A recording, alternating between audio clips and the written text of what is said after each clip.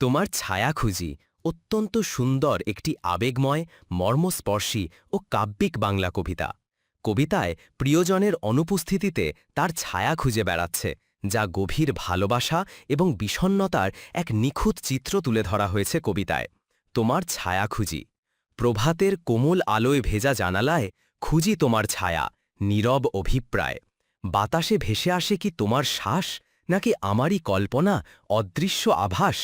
পথে শুনি শব্দ, চমকে উঠি ক্ষণে, চিনেছি যেন তদু নেই কেবল মনে।